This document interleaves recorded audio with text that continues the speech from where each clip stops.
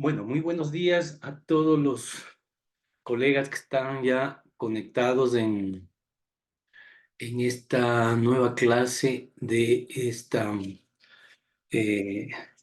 de lo que es procedimientos contenciosos administrativos eh, argumentación oral.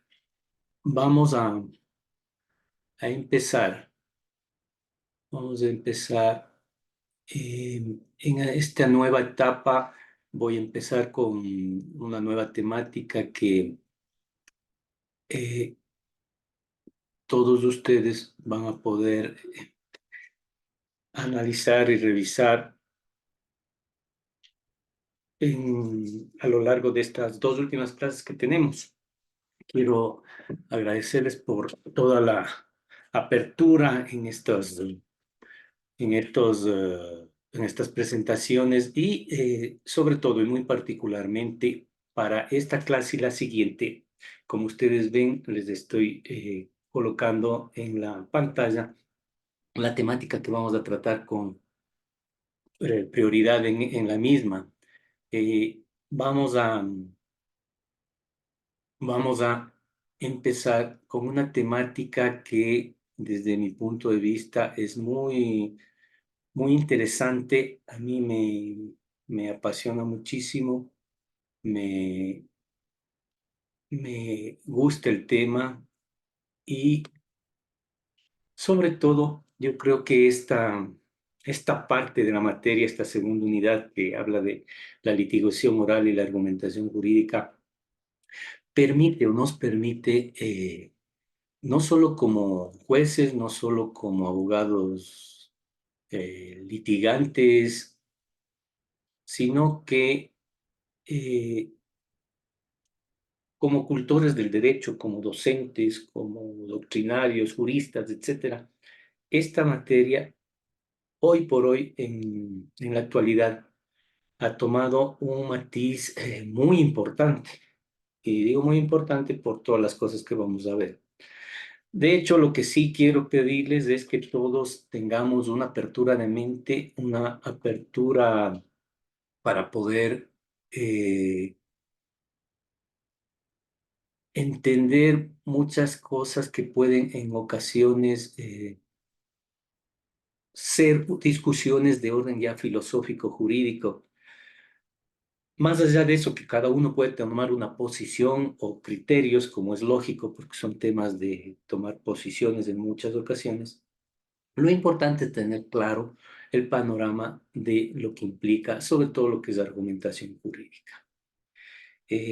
Creo que es un instrumento importantísimo en la actualidad porque se le ha dado un gran auge al tema de la argumentación, sobre todo a partir de los últimos años, en donde se prioriza esta parte para lo que son las resoluciones, no solo judiciales, sino las resoluciones administrativas, las resoluciones de cualquier funcionario público, cualquier funcionario que haga actividad de función administrativa o función judicial. Entonces, sin más, voy a entrar en materia y después voy a dar un paso a que podamos conversar, a que pueda alguien de ustedes comentar, emitir criterios, preguntar para ir avanzando. En primer lugar, tenemos que hacernos la pregunta, ¿qué es, en qué consiste esto de la argumentación jurídica? Tener una idea básica, ¿no? De qué engloba la argumentación jurídica. Además, ¿para qué sirve la argumentación jurídica? Recuerden ustedes que en las clases anteriores, cuando hemos estado hablando de los procesos, de los procedimientos contenciosos administrativos y la oralidad, yo les había dicho en varias, no más de una ocasión, en varias ocasiones, les había dicho que hoy por hoy, es indispensable que todos los que hacemos el derecho, todos los que estamos en el foro, los que somos abogados, funcionarios públicos, etcétera, debemos tener una nueva concepción de lo que son los procedimientos, no solo contenciosos administrativos, sino todo tipo de procesos judiciales, de toda índole, en toda materia. Y no está exenta, obviamente, la jurisdicción contenciosa administrativa. La primera cosa que habíamos dicho en algún momento es que hoy la oralidad es prioritaria en todos los procedimientos, tanto administrativos como jurisdiccionales. Entonces, si la oralidad es muy importante, ya veíamos que la Constitución dispone que todos los procedimientos sean orales. Entonces yo les decía que en este procedimiento, en esta oralidad, también se ha vuelto importante la forma como debemos llegar al público, sea cuando somos abogados litigantes en elaborar nuestra teoría del caso, elaborar nuestros argumentos para trasladar a quien normalmente es al tribunal, al juez, trasladarle esa argumentación de una manera que sea creíble en primer lugar y en segundo lugar que sea persuasiva de convencer a ese tribunal, a ese juez sobre nuestra tesis, porque hay que tomar en cuenta que estamos jugando en contra de otra tesis, que es el demandado o el actor, quien sea la contraparte. Entonces tenemos que ir por el lado de la persuasión también. Y esa persuasión, hablando en términos de oralidad, tiene que estar fundamentada en elementos que fortalezcan esos argumentos, esas justificaciones que damos, que sean creíbles y que además convenzan. Entonces, en ese ejercicio, en ese proceso, es que la argumentación jurídica juega un papel importantísimo, juega un papel capital. Como ponemos ahí, hemos recogido un criterio común, se indica que la argumentación jurídica es un proceso racional mediante el cual se presentan razones lógicas y pruebas sustanciales para respaldar su posición legal, que es lo que estamos diciendo. Cuando estamos en una posición, sea de litigante, sea incluso de juez, uno tiene que ir recogiendo razones, criterios, argumentos sustentados en las pruebas que se dan en el proceso judicial para respaldar una posición. El actor desde su teoría del caso, el demandado desde su teoría del caso y obviamente el juez va a observar el desarrollo de esas argumentaciones para ver cuál es la que le convence más. Y una vez que queda convencido, también tendrá que argumentar su criterio en su sentencia o en la resolución que emita. Entonces, ¿cuál es la finalidad? Decíamos, ¿para qué nos sirve esta argumentación jurídica? Su finalidad es convencer al auditorio. Aquí podríamos decir que se ha dado una importancia ahora, o tenemos que darle una importancia ahora a la retórica, ¿no? La retórica entendida como aquella parte de la filosofía, si se quiere, que busca hacer el análisis de los elementos que pueden persuadir a una persona para tomar una posición. Y eso es lo que la argumentación jurídica quiere que podamos descubrir y utilizar de buena manera. Entonces, ese convencimiento es para un juez, para un jurado, para abogados, y lo que busca es darle validez a esos argumentos. Esta tesis del convencimiento ha sido desarrollado por Perelman, quien es el que dice que toda la argumentación que se hace siempre está dirigida a este convencimiento. Es decir, la parte importante es la retórica. Perelman habla de esta nueva retórica dentro de lo que es la argumentación jurídica. Él es de la tesis de que casi toda la argumentación se sustenta en ver la manera de convencer a otra persona, convencer al auditorio, como dice ahí. Yo creo que sí, efectivamente, hoy es importante el tener claro la manera de convencer, pero creo que el convencer no es lo único. Hay otros elementos, como vamos a ver más adelante. El convencer es una parte fundamental. Yo les decía en alguna oportunidad en las otras clases que eh, normalmente uno, cuando entra a un procedimiento judicial o jurisdiccional, cuando entra él, empieza a ver la manera de crear argumentos y convencer al público, y eso está bien. Pero a veces mucha gente, sobre todo cuando empezó la oralidad, empezó a considerar o creer porque estábamos en la oralidad, o empezaba la oralidad, iba a haber sobre el juez una gran influencia de la parte emotiva.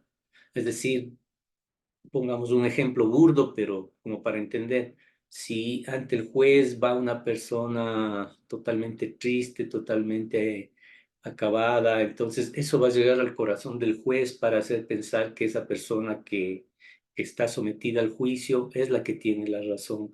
Y entonces a través de esa persuasión emotiva, se va a dejar de lado el derecho y por lo tanto puede existir una decisión más emotiva que jurídica. Yo personalmente y después de la práctica judicial, desde el aparecimiento del Código Orgánico General de Procesos que implementó la oralidad con mayor plenitud, puedo decir que no es que está descartado esa posición, sí puede existir. De hecho, existe, a unas personas les afecta más que a otras. Unas son más susceptibles de poder ser convencidos por este tipo de argumentos falaces, porque en realidad son falacias, y otros no. Pero en definitiva, yo creo que sobre todo el ejercicio judicial se va permitiendo que uno pueda ir discriminando entre este tipo de argumentos de motivos sentimentales y los argumentos que son jurídicos y fácticos. Entonces creo que este es un elemento fundamental, el de Perelman, el tema retórico es importante. También hay que conocer de retórica y esto nos va a ayudar también a fortalecer esa área, pero no es lo fundamental. La fundamentación de la argumentación jurídica está en la interpretación y aplicación de las leyes y precedentes. Para nosotros, que estamos en un foro, en un auditorio que es de orden legal, obviamente lo fundamental va a ser esto: el elemento de poder interpretar y aplicar las leyes y los precedentes jurisprudenciales que puedan existir para traerlos al auditorio y sobre esa base proceder al convencimiento. De ahí que el actual abogado litigante, el actual funcionario público que elabore resoluciones administrativas del actual juez, tiene que irse nutriendo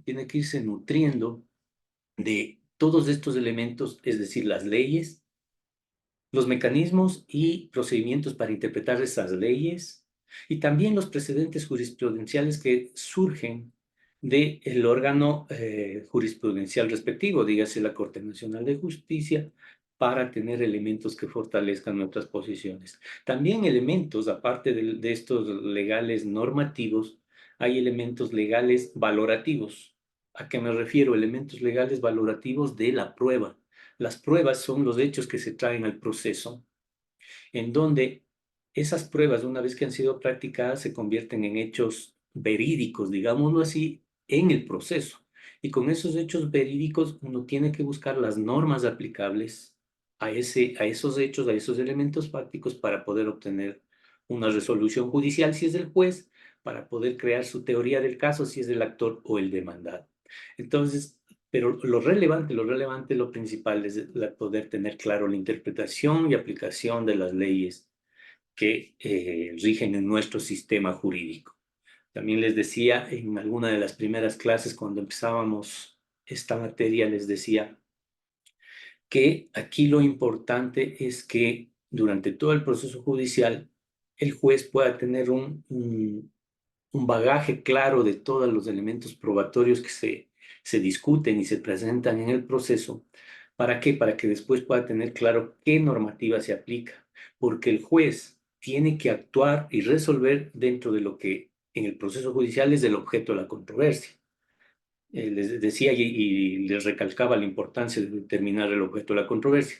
Y una vez establecido el objeto de la controversia, el juez tiene que, tomando este objeto de la controversia, buscar, por decirlo de alguna manera, buscar en el sistema normativo las normas legales, las normas jurídicas que se aplican a ese proceso para poder hacer este proceso racional de argumentación jurídica y poder determinar qué leyes se aplican para dar una resolución. Por eso es que el juez, yo les decía en algún momento, el juez jamás puede emitir ni debe emitir una resolución fuera del sistema jurídico. Si el sistema jurídico me dice que 1 más 1 es 2, yo tengo que inmiscuirme en mi resolución sobre el hecho de que uno más uno es 2. No puedo decir con argumentos jurídicos uno más uno es 2,5, porque yo he descubierto que con estos otros elementos puedo cambiar esa temática, porque uno más uno es un concepto claro, es un concepto lógico, bueno, en términos normales, un, un razonamiento matemático que no cabe duda, que no tiene lugar a dudas, y entonces si encuentro que hay en el proceso uno, y hay uno más uno es dos, tengo que resolver dos, porque así me dice el sistema jurídico. El juez no puede distorsionar el sistema jurídico, eso es lo que quiero concluir. Eso como primer elemento.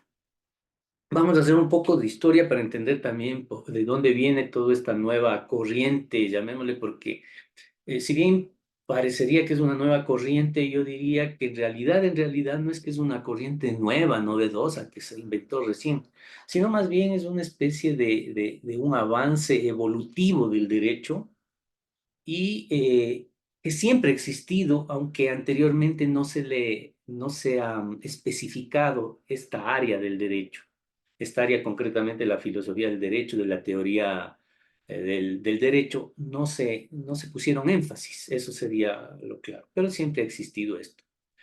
Ahí hemos puesto que a partir del aparecimiento del constitucionalismo en los sistemas democráticos europeos tomó mayor importancia la argumentación.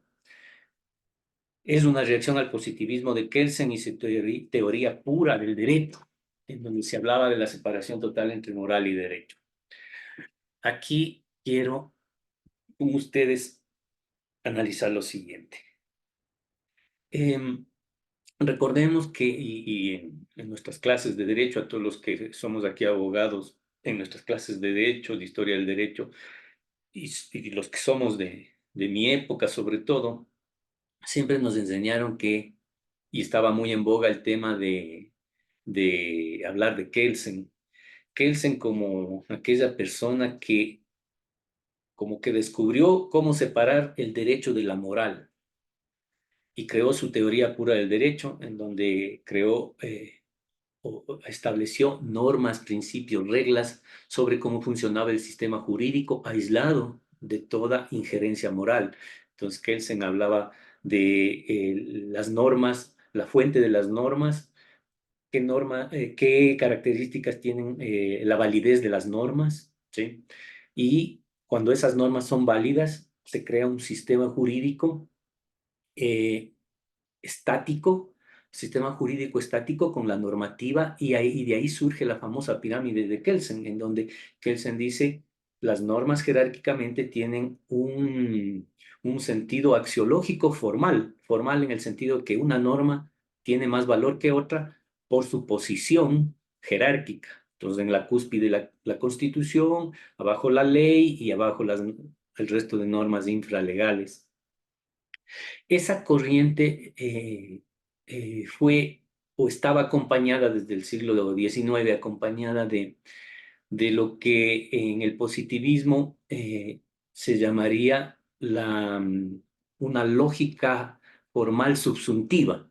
¿Qué significa? La lógica formal subsuntiva que proviene de la corriente aristotélica es el tener una estructura formal que nos permita, a base de premisas, obtener una conclusión. Y era esto el denominado silogismo jurídico, silogismo subsuntivo, el silogismo eh, aristotélico, que en definitiva era lo que hemos conocido todos como la famosa subsunción de los hechos a la norma, en donde la premisa mayor era una norma legal, una norma jurídica, que tenía un hipotético o que tiene un hipotético y ese hipotético establece una consecuencia jurídica. Si en el hipotético, en la parte hipotética, los hechos, que es la segunda premisa, los hechos se correlacionan con esos elementos hipotéticos, la conclusión debía ser la consecuencia jurídica que la norma prescribía. Eso es, en palabras sencillas, lo que conocemos como la famosa subsunción. En este proceso de subsunción, eh, quien tenía la fuerza valorativa, digamos, era la ley. Entonces, es la época en que la ley era la norma suprema y la ley establecía o daba solución a todo problema. La ley daba solución a todo problema. Y de ahí nace aquel aforismo que todos creo conocemos y al positivismo se le decía que es el que en donde el juez es solamente la boca de la ley. El juez no puede crear derecho. El juez solamente puede sacar conclusión de las normas que ya existen. Y las normas que ya existen en el sistema jurídico kelseniano siempre tienen una respuesta para todo el problema. Siempre hay una respuesta para todo problema. Entonces el juez lo único que tenía que hacer es encontrar la norma correcta para el caso concreto y de esa manera obtener el resultado. Entonces no podía hacer ningún otro ejercicio lógico, racional, sino este de la subsunción. A partir de la posguerra, de las posguerras, las dos posguerras, empieza a surgir la concepción de que hay este sistema nos termina, nos termina, eh, yo diría, como limitando. Y muchas veces el sistema no tiene solución a todos los problemas, cosa que creo nosotros eh,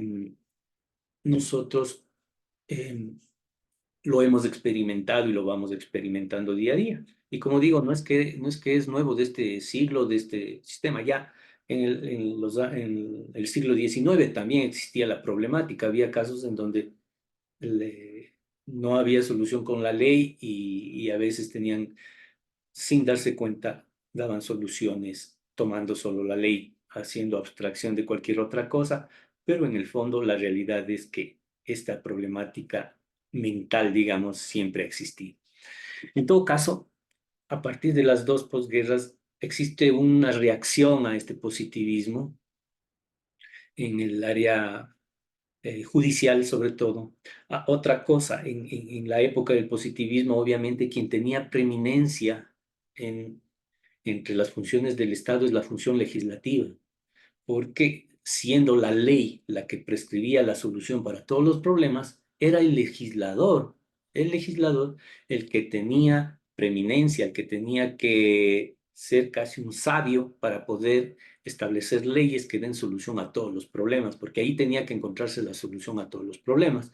Entonces, la ley era fundamental. Ahí es cuando nace todo lo que es el principio de legalidad, que para el derecho administrativo, como hemos visto, tiene una prioridad importantísima hasta hoy día y creo que siempre será la columna vertebral del derecho administrativo porque es fundamental para la función administrativa, pero en todo caso ahí es donde se le da vigencia a este tipo de principio para poder establecer la solución con los cambios, con la reacción a este positivismo y que se empieza a descubrir que no todas la, las soluciones para los problemas estaban en la ley, es que empieza a existir una corriente en donde se da prioridad a la Constitución. Recordemos que anteriormente la Constitución era solamente una especie de norma que no daba preceptos. O sea, que daba, aparte de dar ciertos preceptos, era una norma genérica que daba ciertos lineamientos para la actuación del Estado, pero lineamientos que muchas veces se cumplían o no se cumplían. Esos lineamientos, para que puedan ser ejecutables, digámoslo de alguna manera, para que puedan ser ejecutables, tenían que ser trasladados a la ley. Entonces, de ahí había la famosa tesis de que si alguien quería pedir algún derecho que constaba en la Constitución, tenía que esperar que ese derecho sea legalizado y una vez que esté legalizado, establecido todos los procedimientos para su ejercicio, ahí poder hacer efectivo su derecho.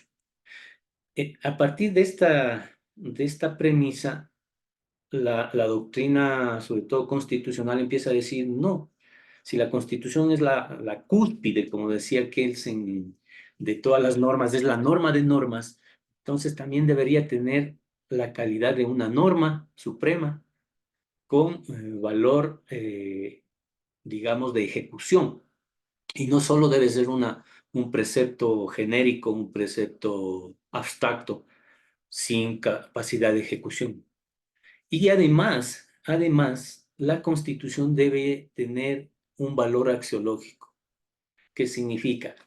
Que debe tener ciertos principios y valores, aparte de las normas que de por sí son o de por sí deberían ser ejecutables, también tiene valores y principios que no son igual que las normas.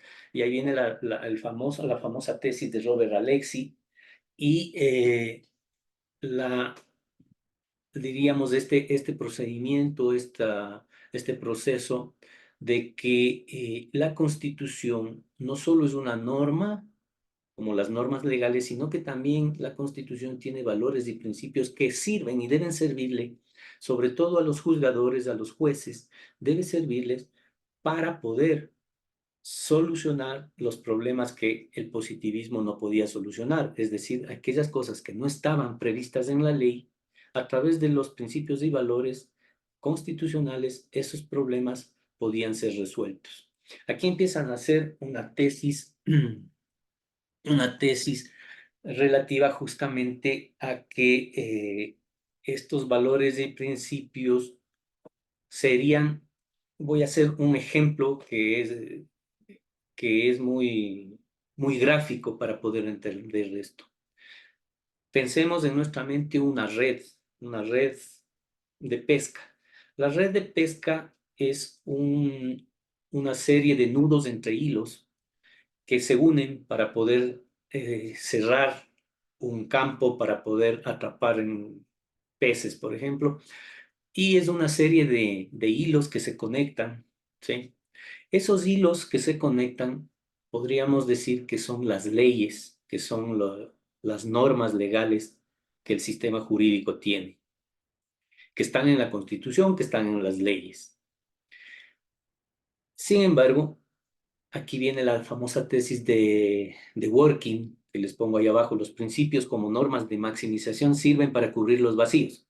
Entonces, esta red de hilos, que son las normas, tienen en medio unos huecos, unos vacíos, que en términos jurídicos nosotros les llamaríamos las famosas lagunas legales, lagunas jurídicas. Entonces, este hueco o estos huecos que tiene la red, Working dice, estos huecos también están cubiertos por el derecho. Si bien es cierto, no están cubiertos por las normas, están cubiertos por estos valores y principios que la Constitución nos establece. Por lo tanto, para Working, dice, el sistema jurídico, que es esta red, ya no tiene huecos, sino que los huecos están cubiertos por estos principios. Como consecuencia, eh, el juez, cuando va a resolver un caso, siempre va a obtener o va a poder obtener una sola respuesta de cualquier caso, incluso en aquellos casos que no están previstos en la ley. ¿Por qué razón? Porque cuando no están previstos en la ley, es decir, no están previstos por los hilos de la red y están en medio de este hueco, la solución va a estar dada por los principios que en ese huequito deba encontrar el juez. Los principios que sean acoplables a ese problema. ¿Y cómo encuentro esos principios? Es la otra pregunta que se hacía Working. Y ahí viene en auxilio la tesis de Robert Alexy y su famosa ponderación. ¿Cómo encuentro el principio para poder aplicar a este caso que está en el hueco de la red? Debo hacer la famosa ponderación. Ponderación que, por cierto, es un mecanismo un poco sofisticado que plantea Robert Alexy para poder valorar qué principio es más importante que otro en un caso concreto. Ahí, ese, digamos, es el ejercicio como medio gráfico de cómo empieza a aparecer todo este tema de la argumentación jurídica. Y nuevamente se empieza a decir con esta tesis de Working, como el sistema jurídico tiene una solución única. Aquí lo importante es que haya un juez que conozca primero toda la red, es decir, todo el sistema jurídico, y también conozca y tenga la capacidad de encontrar, por medio de la ponderación, el principio aplicable en los casos que están en el vacío, que están en medio, en el hueco de la red. Es lo que se conoce como el famoso juez de Hércules. Para Working existe el juez de Hércules. ¿Y cuál es el juez de Hércules? El juez que tiene la capacidad de conocer todo el sistema normativo, es decir, toda la red, y conocer todos los hilos de esta red y saber cuál es aplicable para el caso o el más difícil que pueda existir. Y además, aparte de conocer toda la red, todo el sistema jurídico, este juez Hércules, el momento que tiene un problema que está en medio de la red, en el hueco, tiene la capacidad de encontrar el principio aplicable, que es un solo principio y por lo tanto tiene la solución única. Siempre hay una solución única.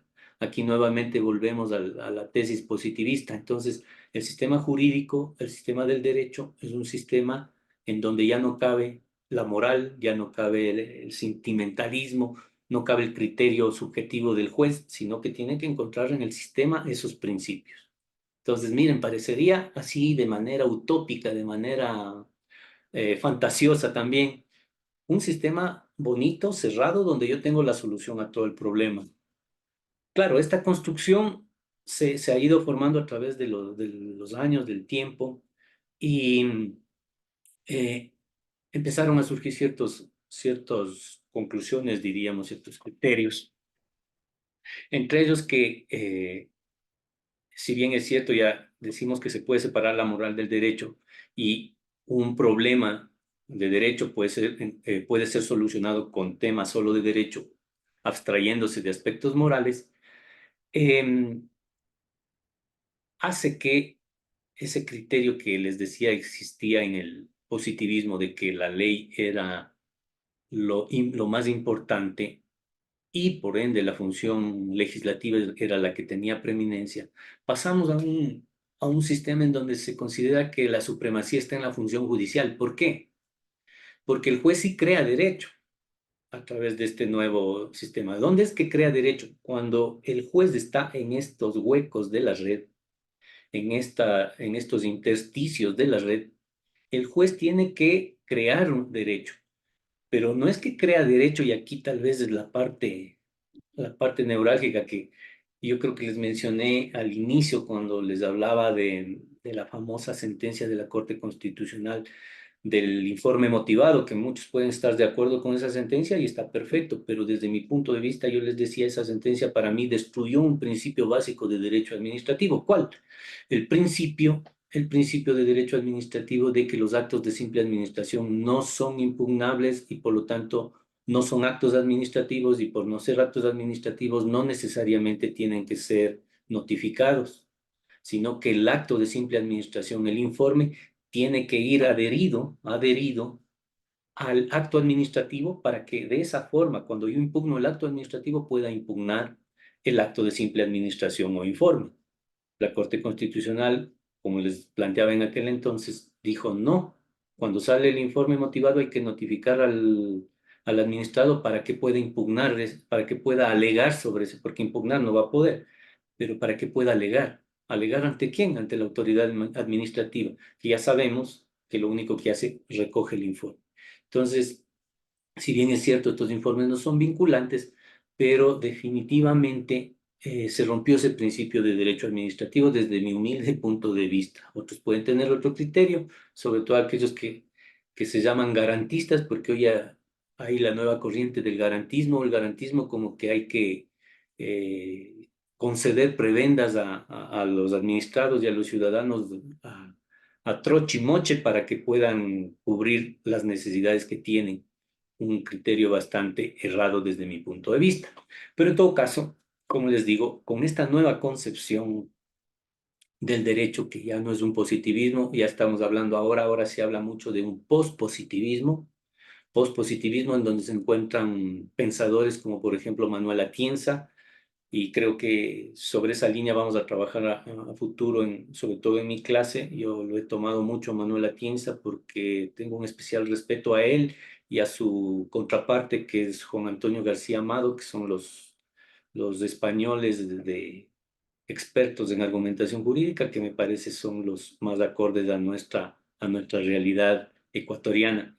Y bueno, en ese sentido, se dice que el juez crea derecho. Y en efecto, yo sí creo que ahí el juez crea derecho porque está dando una solución a algo que no preveyó la ley.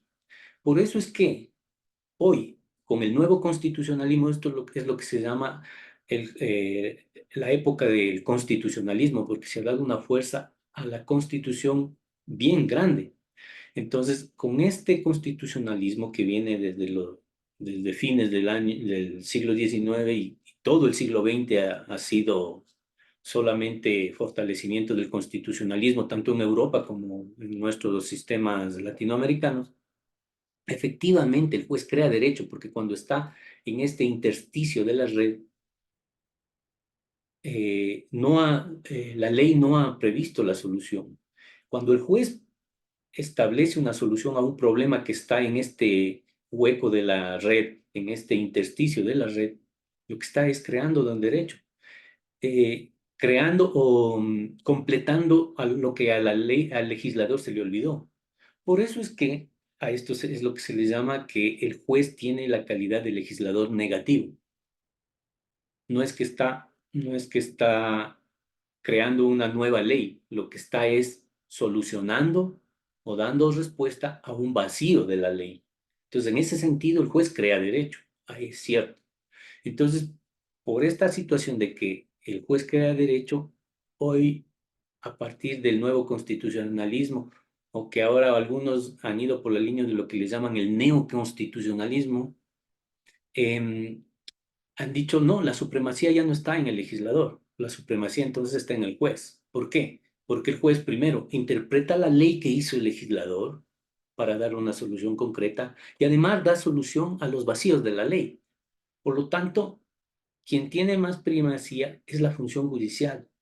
El juez es el que tiene la preeminencia en este nuevo sistema, porque él es el que va a dar la solución incluso a los casos que no se imaginó la ley nunca, pero tiene que dar una solución sobre la base de qué, sobre la base de los principios y valores de la Constitución. Y sobre esos principios y valores va a tener que aplicar la ley, sí es cierto, pero aplicar dentro de esa concepción. Así ha nacido, por un lado, hay varias corrientes constitucionales en Europa y todo. Aquí cuando llegó a Latinoamérica vino con este rimbombante nombre de neoconstitucionalismo, el cual se ha convertido, desde mi punto de vista, en una desnaturalización del constitucionalismo real. Sobre todo en nuestros países latinoamericanos ha habido un auge del neoconstitucionalismo, pero mal entendido al punto de que ha llevado a resoluciones que son totalmente contrarias al derecho, a resoluciones que son totalmente contrarias al sistema normativo de cada estado y provocando una destrucción del sistema de derecho, como pongo ahí. Y solo para darles un ejemplo para que ustedes analicen de la realidad que vivimos en nuestro país. Veamos qué ha sucedido con la famosa acción de protección desde que apareció en el año 2008 con nuestra Constitución. Ojo que ya con la Constitución de 1998 ya existía la acción de amparo constitucional. Acción de amparo constitucional que tenía justamente visos de que en los casos concretos se aplique la Constitución. Sin embargo, no tenía o no se le dio esa calidad tan abierta, tan liberal de actuación, como ya sucedió en la Constitución de 2008, en donde se dio una apertura excesiva desde mi punto de vista a este tipo de acción de protección que nos ha llevado, en primer lugar, a jueces que muchas veces no están imbuidos de toda la problemática del derecho administrativo, del derecho público, tengan que resolver aspectos que tienen que ver con actos administrativos o actuaciones de la función administrativa, destruyendo todos los principios del derecho administrativo, como el ejemplo que hablábamos de la Corte Constitucional y el informe motivado. pero hay otros casos. Cuando investigaba para escribir un libro que escribí sobre derecho administrativo, encontré una resolución de acción de protección emitida por una jueza de la familia, en donde le planteaban que eh, impugnar un acto administrativo, me parece que era del CENESID o de alguna institución pública. Impugnaba este acto diciendo que la autoridad no motivó correctamente el acto administrativo y por lo tanto que dejen sin efecto ese acto administrativo. Recordemos que la Constitución establece, me parece que en el artículo 173, que todo acto administrativo es impugnable. Entonces, este acto administrativo era impugnable. Además, el artículo 76, en el numeral 7, literal L, nos dice con exactitud, cualquier resolución, sea administrativa o sea judicial, cualquier resolución que no esté debidamente motivada, tiene como efecto la nulidad de esa resolución. ¿Sí? Con esas dos normas debe quedar claro al juez que cuando yo encuentro un acto administrativo que no está debidamente motivada, ¿cuál es la conclusión? La conclusión es que ese acto administrativo es nulo y de nulidad absoluta por disposición de la Constitución y debo dejarlo sin efecto y pare de contar. ¿Qué sucedió en este caso concreto? La jueza de familia, entiendo yo que como es jueza de familia, conocía poco del derecho administrativo, del derecho público, terminó resolviendo que si bien es cierto, el acto administrativo del CENESID, de esta autoridad pública, era un acto administrativo sin motivación, terminó resolviendo que retrotraía el proceso al momento en que la autoridad hizo el acto administrativo y le devolvió al CENESID para que emita un nuevo acto administrativo con la debida motivación. Imagínense ustedes la gravedad y la contradicción no solo con los principios de derecho administrativo, que hay mucha contradicción con los principios de derecho administrativo, sino con la Constitución y el artículo 76, numeral 7, literal L, que les acabo de mencionar. Una resolución totalmente arbitraria y totalmente contraria a lo que dice la Constitución, pues. La Constitución dice que el efecto es la nulidad y queda sin efecto ese acto administrativo. ¿Qué hizo la jueza de familia? Le devolvió a la autoridad para que la motive correctamente.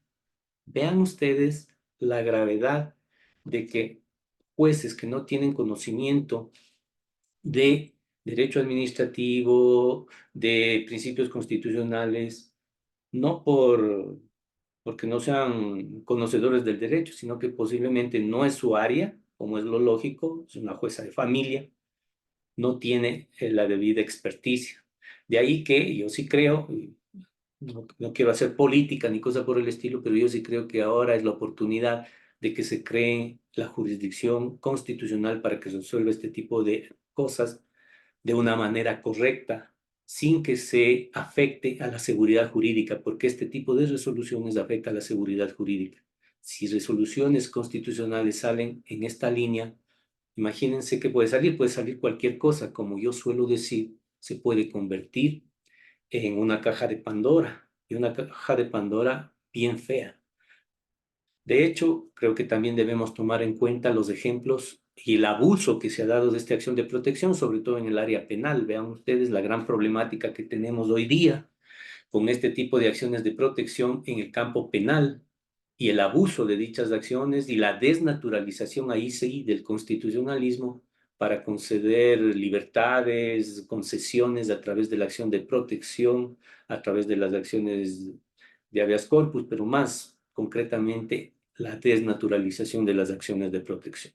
Entonces, tal vez mi crítica a este sistema y después vamos a hacer hasta un ejercicio, quiero que con ustedes hagamos un ejercicio sobre esta nueva realidad para que ustedes, que son los nuevos abogados que van a nutrir al sistema jurídico del país, también tomen en cuenta esto. Puede ser que yo no esté en lo correcto y ustedes tengan otra posición, pero que también analicemos este tipo de posiciones que hacen ver la desnaturalización de este tipo de constitucionalismo. Y si ustedes consideran que eso está correcto, veamos qué argumentos sustentan la tesis de que las acciones de protección tienen que ser liberalizadas, como yo las he denominado.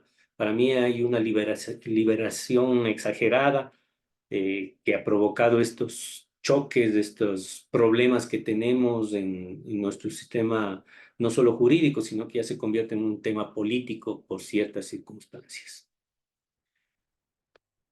Perfecto, ya te doy la palabra, mi estimado Robin, que me levantó la mano. Solo termino esta lámina que es importante y te concedo la palabra.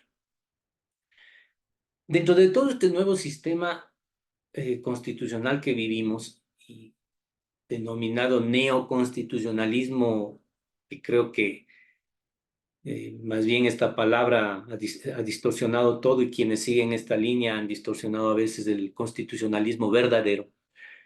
Guastini nos dice, Ricardo Guastini nos dice que hoy todo el sistema jurídico tiene que estar constitucionalizado. Es decir, el ejemplo que les di, esta red que existe, red que nuevamente para el ejemplo era, los hilos de la red son las normas que dicta el legislador y los huecos son los vacíos legales. Pero en todo caso, esta red y todos estos vacíos que se solucionan, como diría Working, con los principios, debe estar constitucionalizado, dice él. Entonces, para determinar si un sistema jurídico está constitucionalizado, hay siete como parámetros, siete indicativos. ¿Cuáles son, según Guastini? El primero, que debe haber una constitución rígida, una constitución inamovible. Esta es la gran característica del nuevo constitucionalismo. Se debe buscar una constitución rígida, inamovible, que no esté al vaivén político, porque el rato que esté al vaivén político no vamos a tener una guía, un faro que nos guíe como norte del derecho. Entonces, Guastini dice, para que haya constitucionalización del ordenamiento jurídico, en primer lugar, tiene que haber una constitución rígida. Rígida en el sentido de que la propia constitución establezca entre sus normas un procedimiento para poder reformar la Constitución que sea muy difícil de modificar. Entonces ahí es cuando se ponen en la Constitución, y nuestra Constitución tiene algo parecido, ciertas mayorías bastante grandes, mayorías legislativas me refiero, para poder reformar la Constitución, o ciertos nudos, como por ejemplo informes de la Corte Constitucional, informes favorables, este tipo de mecanismos hacen que el poder modificar la Constitución sea difícil, porque ya sabemos que hay cambios políticos en los estados y esos cambios políticos pueden afectar a la reforma constitucional. Entonces, para evitar eso, debe ponerse lo que se llaman los candados constitucionales para evitar su reforma. Eso es lo que Guastini llama la constitución rígida. Y ese es el primer elemento que debe haber en el constitucionalismo para que sea, para que tenga su fuerza, para que tenga validez. El segundo elemento, dice Guastini, es que en el sistema jurídico se prevean y la Constitución prevea garantías jurisdiccionales de la Constitución. ¿A qué se refiere con estas garantías jurisdiccionales? Se refiere justamente a lo que hablábamos hace un momento, a las famosas acciones de protección, acciones de habeas corpus, habeas data, etcétera. Es decir, que la propia Constitución contenga ciertos mecanismos procesales de procedimiento jurisdiccional para poder garantizar que los derechos que están en la Constitución, esos derechos fundamentales, sean efectivos y que los ciudadanos puedan acceder inmediatamente para que sean cumplidos. Entonces ahí es que aparecen este tipo de mecanismos como la acción de protección, que es que acudir a cualquier juez cuando se supone tenga una afectación constitucional para que un juez me dé la razón lo más rápido posible y se evite una afectación a los derechos constitucionales. Nuestra constitución, de hecho, lo tiene y ya vemos, y de ahí mi crítica sobre el exceso más bien del uso de este tipo de garantías jurisdiccionales. En tercer lugar, la fuerza normativa vinculante. ¿De quién? De la Constitución.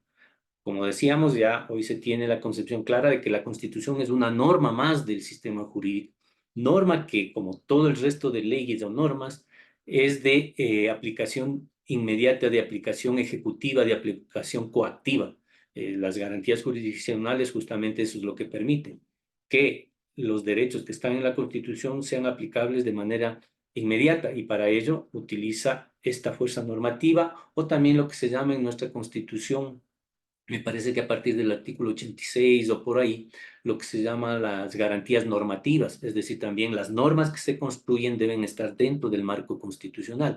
El legislador está sometido a la Constitución y cuando elabora las leyes tiene que observar los principios de la Constitución. Eso es lo que ha denominado Guastini la fuerza normativa vinculante de la Constitución. El cuarto elemento, sin que sea menos importante que los otros, es la famosa sobreinterpretación de la Constitución. De esto les voy a hablar muy poco, pero después que hagamos un ejercicio eh, sobre argumentación, tal vez lo entendamos mejor.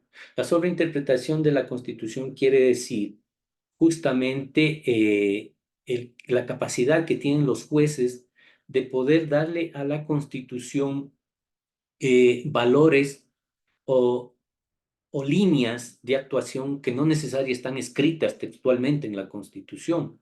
Entonces ahí entra en juego este ejemplo gráfico que les daba de la red y sus intersticios. Cuando estoy en los intersticios, yo tengo que buscar cómo sobreinterpretar la Constitución, es decir, cómo interpretar la Constitución más allá de lo que dice el texto normativo, de lo que dice el texto constitucional. Muchas veces el texto constitucional se queda corto ante la problemática real, ante la fenomenología social que vivimos y que queremos solucionar, se queda corta. Entonces estos intersticios se vuelven complicados de solución. Por eso es que debo tener la capacidad de sobreinterpretar la Constitución, es decir, descubrir qué cosas quiso decir la Constitución o qué cosas puede decir la Constitución dentro de estos vacíos. Para ello hay mecanismos de interpretación que también los vamos a ver después, que nos pueden ayudar a eso. En nuestro país, la sobreinterpretación, yo diría, se ha desbordado sobremanera por los ejemplos que les doy de la propia Corte Constitucional que muchas veces se ha ido en contra de la misma Constitución, desde mi humilde punto de vista, y de algunos otros cultores de la argumentación jurídica. En algunas resoluciones la Corte se ha ido fuera del sistema de derecho bajo el criterio de la sobreinterpretación. Entonces, si hablamos de sobreinterpretación, en nuestro país sobra y de manera exagerada y abusiva. El quinto punto, la aplicación directa de la Constitución. Es un efecto directo del punto 3 que les mencionaba anteriormente. La Constitución, por ser una norma, ya no solo es un enunciado, una descripción, sino que ya es un precepto en sí mismo, es un precepto jurídico obligatorio. Y por tanto, el Estado tiene la obligación de aplicar directamente esos derechos, por más que no exista norma legal que la sustente o que haya establecido procedimientos, pero si es un derecho constitucional, yo puedo exigir que se cumpla, porque tiene que aplicarse directamente la Constitución. El punto sexto, la interpretación, el sexto elemento que Guastini presenta, la interpretación de la ley de acuerdo a la Constitución, tiene que ver con lo que hemos hablado. Es decir, la ley y el juez concretamente, cuando hace la interpretación de la ley, ya no puede hacerle solamente en el marco legal, tiene que hacerlo dentro de un marco en donde traiga a colación los principios jurídicos que constan en la Constitución, de tal manera que al interpretar la ley también le pueda dar, digámoslo así ejemplificativamente, una mano de barniz de constitucionalidad para poder interpretar correctamente la ley. Y esa interpretación de la ley dentro del marco constitucional es lo que incluso en nuestro Código Orgánico Administrativo, en el artículo 14, hoy le denomina la famosa palabra de la juridicidad. La famosa juridicidad, que también hay que entenderla bien, porque una mala aplicación de la juridicidad nos puede llevar a estos excesos que pueden provocar la inseguridad jurídica, como les he manifestado. Y el último punto, el séptimo punto que Guastine utiliza para determinar si está constitucionalizado el ordenamiento jurídico, es la influencia de la Constitución en el debate político. Es obvio, y como yo les decía hace un momento, que cuando llegan temas neurálgicos a la vida jurisdiccional, temas neurálgicos como los que les acabo de hablar de las acciones de protección y los abusos en los temas sobre todo penales, en donde hay más fuerza de esto, más incidencia de esto, y vean los temas que hoy estamos viviendo a pocos días, la problemática que hasta se ha convertido ya en un tema internacional, han ido derivando de este tema, del tema de la mala aplicación de las acciones de protección, del abuso y desnaturalización de ellas, que por cierto tienen una incidencia en el debate político. Vean ustedes también cómo en los últimos tiempos toda la discusión política siempre termina en los derechos de la Constitución, derechos que muchas veces están plasmados textualmente en la Constitución y muchas veces con la temática política aparecen temas que si bien no están en la Constitución, ni siquiera están en la sobreinterpretación de la Constitución, pero mucha gente la introduce en ella. Entonces, el debate político está influenciado por la Constitución, por lo menos en Ecuador se desborda, como les digo. Entonces, creo que estos son los elementos que Guastini presenta, estos 7 elementos. Dice, cuando estos 7 elementos existen, el sistema está constitucionalizado o está constitucionalizándose. O si alguno de estos elementos falta, tiene que irse cubriendo para que todo el ordenamiento esté constitucionalizado. Aquí quiero hacer un paréntesis por el tiempo y sobre todo porque me levantaba la mano alguien ahí. Por favor, alguien estaba levantando la mano. Sí, Robin, vamos, Robin. Te escuchamos. Buen día. ¿Cómo está, doctor? Muy buenos días. Buenos Buenos días. días con todos. Bueno, mi inquietud era en base a la sentencia del Pleno de la Corte Constitucional, en el sentido de la desnaturalización de las acciones de protección. Ujú. Bueno, en sí, mi criterio es, en sí, una parte bien y en otra parte también no concuerdo. ¿Por qué? Ajá, Hay muchas acciones de protección que se tratan desde naturalizar en actos administrativos, como por ejemplo la desigualdad de condiciones, que plantean muchas acciones de protección, muchos servidores en el sentido de que se tome en cuenta, digamos, un cambio administrativo, que ajá. tal persona le conceden y a él no. Y si nos ponemos nosotros a analizar el tema de la ley, lo contempla la seguridad jurídica, está dentro de la LOCEF establecer cambios administrativos. ¿Por qué desnaturalizar cuando se trata de algo que netamente debe ventilarse por temas de ley ante un contencioso administrativo? Porque son actos administrativos Ujú. que tranquilamente se los pueden ventilar ante un contencioso. Pero hay actos que, por ejemplo, sí hay vulneración de derechos por ciertos servidores o funcionarios que en momento de emitir sus actos eh, violan derechos constitucionales. En este sentido, pueden darse en unas acciones de protección. Eso Ujú. era mi criterio o un poco de análisis en base a esta sentencia de la Corte Constitucional y que va a tener muchos precedentes de ahora en adelante, al menos en las decisiones de los jueces con rango constitucional aquí en la ciudad de Loja. Perdón, Robin, esta sentencia es, tal vez nos puedes dar el número. Déjeme revisarla, mi Ya. doctor, aquí, Lexis, rapidito. Bueno, mientras tú nos das eso. A ver, eh, A ver, sí, mi doc, ya sí, le tengo. perfecto, cuéntanos. Bueno, es la sentencia, a ver, el número está acaso 2006-18 EP, es la sentencia 2006-18 EP/24. 2006-18 Sí, EP. sí, EP/24. Perfecto, Es del 13 de marzo del 2024. perfecto, está de revisarlo. A ver, Ujú. más allá del comentario, mi estimado Robin, yo también Muchas concuerdo gracias. contigo. No, gracias a ti. Concuerdo contigo. El tema clave aquí es, verán que estamos en un área, tal vez no les dije esto al inicio, pero estamos en este momento en un área bien pantanosa, diría yo, porque cuando hablamos de argumentación jurídica, interpretación constitucional, constitucionalización, entramos en un área bastante cenagosa, por decir de alguna manera, porque justamente empiezan a existir este tipo de criterios de la Corte Constitucional. Y muchas veces, mis estimados amigos, si ustedes se ponen a revisar, muchas veces la propia Corte Constitucional empieza a sacar resoluciones que son contradictorias entre ellas. Entonces uno dice, a ver, ¿qué mismo me quiere decir?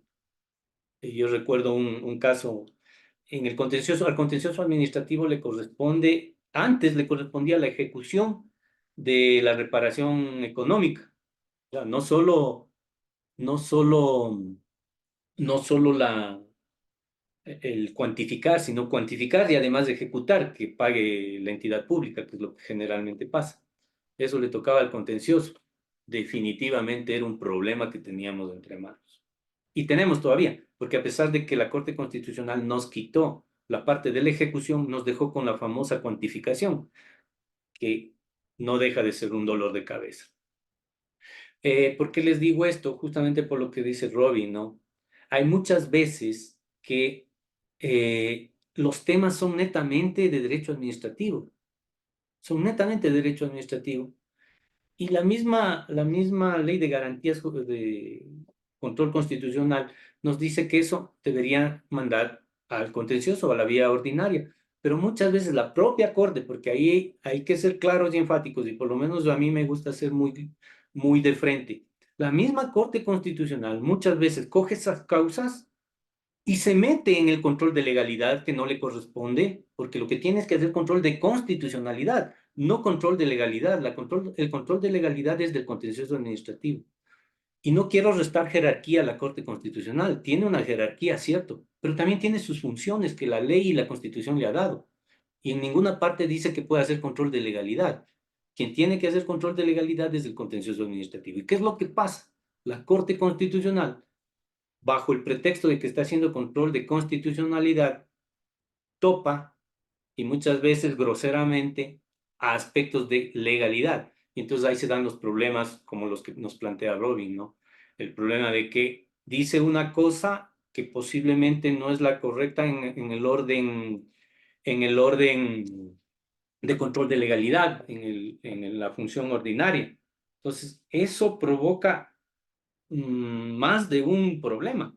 Pues claro, ¿quién tiene al final la razón? La Corte Constitucional, porque casi es del Olimpo jurídico. Pero no debería ser así. Por algo la norma decía que cuando se determine que es un tema de legalidad, debería desecharse esa acción de protección para remitir al contencioso. Por eso es que, como se ha abierto tanto y ha habido una liberalización, por eso es que muchos abogados, perdónenme si hay algún abogado litigante ahí, pero me parece que es así. No, no me parece, y yo creo que es real, porque yo lo vivo en carne propia todos los días. Se desbordan las acciones de protección. ¿Por qué? Porque claro, van bajo la tesis, no, como el contencioso se demora, vamos a la acción de protección, eso te sale en un rato y listo, y hasta además te ejecutan rápido, sobre todo para los funcionarios públicos cuando han sido destituidos, etcétera. Primerito, esa es la primera opción. Hoy, ya ha pasado el tiempo y todas las problemáticas, la Corte Constitucional algo se está dando cuenta del problema que ha creado. Y hay una sentencia constitucional en donde ya dice, no, cuando el ciudadano ya ha ido a la justicia ordinaria, entonces la Corte Constitucional ya no debe actuar. Por lo tanto, si hay una acción ordinaria, no se debe dar paso a la acción constitucional. Entonces, vean ahí cómo ya la Corte mismo se va dando cuenta de que como está tomando muchas cosas que no le competen, entonces porque hasta eso le pasa, se le acumulan de procesos y se vuelve una justicia súper lenta, a veces más lenta que la del contencioso administrativo, porque claro, tiene materias de todo tipo y de todo el país. Entonces, claro, salió una sentencia no hace mucho, no tengo ahorita el número, en donde la Constitucional hace el establecimiento del choque entre control de legalidad, control de constitucionalidad y dice, no, cuando ya el administrado entró al contencioso administrativo, quiere decir que el mismo dice que hay un tema de legalidad y no de constitucionalidad, por lo tanto que se lleve allá y no viene al constitucional. Entonces, ese tipo de problemas son los que se han ido dando y se van dando. Vean ustedes que estamos hablando de este tipo de acciones desde el año 2008, ya estamos hablando de casi 20 años. Y recién empieza la Corte Constitucional a querer parar el asunto. Y digo parar el asunto porque lo mismo ha pasado con las acciones de protección en el campo penal. Asimismo salió una resolución de la Corte Constitucional dando de baja ciertas acciones de protección en el campo penal. Ahí se mezclan temas políticos, pero en lo jurídico, quiero que veamos, en lo jurídico ha dicho, ah, no, se abusaron de las acciones de protección, se abusaron del habeas corpus, ah, no, hay que ponerle límites. Recién, cuando ya los problemas ya se dieron y problemas de magnitud. Entonces, mi crítica va en el sentido de que muchas veces los propios jueces constitucionales no tienen claro hasta dónde van sus límites y hasta dónde la ley y la Constitución les ha dado su facultad. Y peor, si a los jueces constitucionales de la Corte Constitucional les pasa eso, no se diga al pobre ciudadano como el ejemplo que les di hace un momento de esta jueza de familia, que, ya digo, con todo el respeto de esa jueza de familia, muchas veces no es ni culpa de ella. No sabía a lo mejor cuál es el efecto de que un acto administrativo esté invadido de nulidad absoluta. El efecto es, queda fuera de la vida jurídica ese acto administrativo. No puedo nunca mandarle a que el funcionario haga una nueva motivación. Imagínense lo que es eso. Solo por darles un ejemplo que yo me encontré y lo plasmé en mi libro, cuando, cuando escribía sobre derecho administrativo y me pareció descabellado. María José, te concedo la palabra. Cuéntanos. Estimado doctor, muy buenos Buen días y día, muchas ¿cómo está? gracias por sus conocimientos. Yo tenía una pequeña pregunta Claro. y le resumo un ejemplo. Una funcionaria pública es despedida, eh, ella va al contencioso administrativo y en todas las instancias, o sea, se toma el tiempo de ir por todas las instancias. Al final, en Quito le inadmiten Ya, dentro de la resolución. Entonces sí plantea una acción de protección. Pero la inadmisión no es que, al menos a mi criterio, no sé, usted corríjame, no es ujú. que ni le aceptan ni le niegan, le inadmiten porque estaba mal planteada la La demanda. casación, la casación. O Ajá, estaba mal planteada, sí, la casación, estaba mal casación. planteada. Ya, no, correcto. Entonces, Ujú. inadmiten el recurso, lo inadmiten. Ya. Luego de esto, ella plantea la acción de protección. ¿Es lo correcto? En primera instancia, en este caso, el juez se toma de la inadmisión y le niega la acción de protección. Pero Ujú, en algún momento conversábamos con otro profesor, ¿no? ujú, Y con él conversábamos y decía, si hay inadmisión, no ujú. puede ser que el juez, o sea, en este caso constitucional, tome la inadmisión para negar una acción de protección. Esa partecita quisiera de pronto que usted me ayude Gracias, María José. visualizando y analizando. Gracias, muy amable, doctor. Excelente, excelente pregunta, María José. Yo sería de la misma idea de aquel profesor que le has respondido que, bueno, ahí no hay un análisis de fondo, porque la inadmisión es eso, no admitió el recurso de casación nada más. Pero yo se haría una salvedad, mi estimada María José. ¿En qué sentido? En el siguiente sentido. En lo que tú planteas ya hubo una acción contencioso administrativa que tuvo un análisis de fondo, porque el Tribunal de lo Contencioso Administrativo debió hacer un análisis de fondo, salvo que sea alguna sentencia de excepciones previas, por ejemplo, una excepción de caducidad. Ahí no entró al fondo y hay una sentencia del contencioso y esa sentencia va a casación. Tú dices en casación, el conjuez le inadmitió, no fue al fondo, cierto, no fue al fondo. El Tribunal de lo Contencioso Administrativo, como es una sentencia de caducidad, no entró al fondo, tampoco entró al fondo, ciertamente. Pero ahí va un poco mi, mi comentario como para pensar, para que lo pensemos. Ya digo, yo estoy de acuerdo con lo que ha dicho tu profesor, no entró al fondo, es cierto. Producto de eso puedo presentar una acción de protección. Mira, la acción de protección dice, y la Corte Constitucional lo ha dicho en varias ocasiones, no necesita haber agotado o puede haber agotado el proceso y igual puedo plantearlo.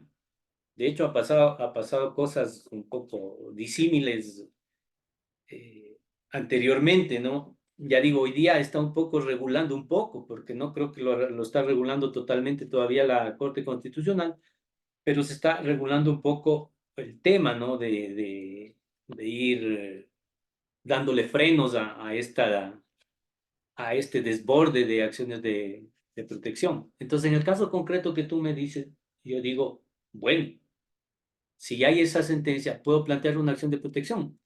Aparentemente no hay ningún problema. De hecho, eh, la, el control de legalidad del contencioso administrativo, desde mi punto de vista, tiene que ir independiente de lo que es el control de constitucionalidad que le corresponde a los jueces constitucionales y a la Corte Constitucional. Son dos líneas totalmente diferentes. El problema es que a veces confundimos. Y ya digo, no es un problema de que nosotros, los abogados, los jueces confundimos, sino que a veces la misma Corte Constitucional nos ayuda a la confusión porque se toma partes del control de legalidad y los asume. Y entonces nos crea un problema. En todo caso, en el caso que tú planteas, yo no le veo un problema de plantear una acción de protección, siempre y cuando, ahí viene mi disyuntiva o mi posición un poco discrepante en que sea abierta cualquier tipo de acción de protección. Podría haber una acción de protección en tanto en cuanto esta acción de protección esté atacando un elemento que no se trató en el proceso contencioso administrativo ni en la casación, aunque concretamente en el proceso contencioso, yo les había puesto el ejemplo de la caducidad. Si solo se trató la caducidad, yo no podría hablar de caducidad cuando voy a la Corte Constitucional. Primero, porque no es un tema de la Corte Constitucional ni de la jurisdicción constitucional, peor de una acción de protección. Pero si es otro tema que tiene que ver, por ejemplo, con el debido proceso, notificación o cosa por el estilo, yo no le veo problema que plantee una nueva acción de protección. Incluso, mira, María José, yo iría más allá. Incluso si hubiese existido la admisión del recurso de casación, incluso en ese sentido, porque la acción contenciosa administrativa iría por otra línea.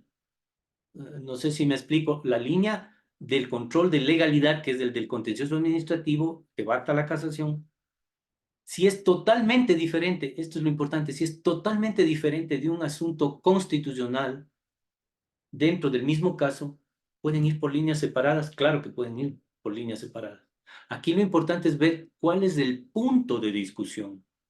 Si el punto de discusión es el mismo, es idéntico, mi estimada María José, ahí sí hay un problema y, y más de un problema, porque puedes tener dos sentencias totalmente contradictorias, una en vía contenciosa administrativa y otra en vía constitucional. Aspecto que ya ha sucedido, mi estimada María José. Te cuento, Estimada, hay sentencias en donde la Corte, sobre todo el Tribunal de lo Contencioso Administrativo y la Corte Nacional ha ratificado en casación una resolución del contencioso administrativo y después, como no le dieron la razón al señor, va a acción de protección sobre el mismo punto, ¿sí? Pero únicamente se apoya en una resolución de la Corte Constitucional que ya les dije que no estoy de acuerdo yo. Se fundamenta en eso y le dice, no, como usted dijo que cuando no se notifica el informe es nulo, entonces vea, aquí no me notificaron, por lo tanto, acción de protección. Con lógica razón, la Corte le dice, sí, sí, tiene la razón. Entonces sale imagínate, en el contencioso administrativo le dicen, no, usted no tiene la razón. Va a la Corte Constitucional, sí, sí, tiene la razón. Tienes dos sentencias contradictorias. Claro, ¿cuál prevaleció? La de la Corte Constitucional. Pero para mí, eso es un destrozo al sistema jurídico. Es lo que te podría decir María José. Eh, gracias, doctor. a ti, alguien estaba levantándome también la mano por ahí. Si no es Sí, así, doctor, era en el mismo Paul. tema, porque yo yo justamente defendí el caso que le preguntó la doctora María José. Era el mismo tema, pero usted ya lo aclaró. Fue que en la demanda que pusieron al contencioso ¿Ya? tenía el mismo objeto que tenía la acción de protección. ¿Ya? El mismo objeto, entonces iban a salir dos sentencias diferentes. Eso era, doctor, pero ya lo aclaró usted. Ya, muchas gracias, muy bien. Igual yo quería ponerle solo para ejemplo, para que ustedes vean, cuando yo les decía, cuando escribía, me encontré con algunas de estas cosas y yo encontré esta sentencia para que vean el choque entre los dos controles de legalidad y control de constitucionalidad. Ya te doy la palabra, Israel. Solo para que tengan y ustedes puedan revisar. Hay una sentencia del Tribunal Distrital de lo Contencioso de Quito de 31 de agosto de 2017, dentro del juicio 17.811-2016-01884. Y llegó a casación, le inadmitieron en casación, pero en el contencioso administrativo se vio el fondo. Y como nos dice María José y el compañero Paul, el punto de discusión era el mismo, ¿sí? Como en el contencioso administrativo perdió hasta el recurso de casación, a pesar de que sea inadmisión, esta persona va al control de constitucionalidad y presenta acción de protección. Escucharán luego de la sentencia contencioso administrativa y presenta una, una acción de protección. Entonces, en la acción de protección, les voy a dar asimismo el número. La acción de protección está en el juicio 17.981-2019-00016. Le dan la razón. Entonces, vean ustedes, por un lado, resolución del control de legalidad del contencioso administrativo y por el otro lado, resolución de acción de protección por el lado de un juez de la familia o juez de la familia que le dio la razón a la persona. Dos sentencias contradictorias dentro de un mismo sistema jurídico. Eso es lo que nos lleva a la inseguridad, mis estimados amigos. Y eso es lo que hay que controlar, organizar de mejor manera. Ojalá, si es que, yo digo, si se da la nueva posición de que haya jurisdicciones especializadas constitucionales, ojalá ahí eso sirva también para que se enrumbe este tipo de problemáticas. Israel, cuéntanos. Verá, hace un rato le estaba escuchando sobre el tema, por ejemplo, nosotros como administración pública emitimos un acto administrativo en el cual sancionamos a una persona con una multa, ya bien onerosa. Ahora él coge y presenta demanda al contencioso administrativo. O resulta que en el contencioso administrativo solo declaran la nulidad de la sentencia por falta de motivación. O sea, no retraen el proceso desde cuándo estuvo mal, sino únicamente por falta de motivación la sentencia. Ahora nosotros como administración pública cogemos y emitimos una nueva sentencia motivada, supuestamente, ¿no? Y el administrado sigue perjudicado. Y es una multa bien onerosa. Son como $60,000. Ya. ¿Qué pasaría en esa situación? A ver, si te entiendo bien, mi estimado Israel. Tú dices, hay un procedimiento sancionador, emitieron una resolución sancionando al ciudadano y de esa interpone recurso contencioso, acción contenciosa administrativa. Sí, Entonces, en el Tribunal de lo Contencioso Administrativo dice que la resolución está inmotivada, exactamente. ¿cierto? Y lo declara nula, ¿cierto? Pero solo la sentencia. ¿Cuál Pero solo el sentencia? acto administrativo, solo la resolución. Solo la resolución Solo administrativa la es nula. resolución. Sí, Ujú. ya. ¿Qué pasa? Tú me Ya. dices, ¿qué pasa ahí? Yo cojo y emito una nueva resolución motivada A ver, a ver. y el administrado nuevamente puede presentar otra situación por la misma Ya hay, cosa. ya hay cosa juzgada. Primera cosa, perdón que les diga. A ver, primera cosa, mi estimado Israel. Si una resolución administrativa, que es lo que tú estás diciendo, una resolución sancionadora, si una resolución administrativa sancionadora fue dada de baja en el contencioso administrativo por nulidad, ¿sí? Por nulidad. ¿Qué significa nulidad? Nulidad significa que esa resolución nunca existió. Desde su inicio no existió. ¿Qué te quiero decir, mi estimado Israel? Que todo el procedimiento que produjo esa resolución no vale. desapareció del mundo jurídico. ¿Qué tienes que hacer tú como funcionario público? Y estás consciente que hay la infracción. Tendrás que iniciar un nuevo procedimiento. Un nuevo procedimiento siempre y cuando la infracción no esté prescrita. Ojo.